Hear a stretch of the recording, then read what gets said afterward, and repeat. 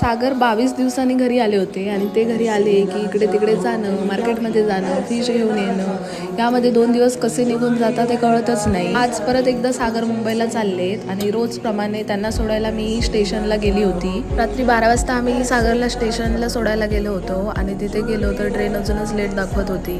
रात्रीचा 1 वाजत आला होता आणि ट्रेनचा काही पत्ताच नव्हता. मग आम्ही वरती प्लॅटफॉर्मवर गेलो.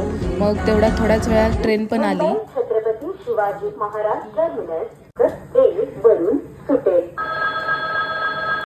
ऐसे ना जाओ प्रिया, ऐसे ना जाओ प्रिया, जुड़ी है राहें सारी तुझसे मेरी. ऐसे ना जाओ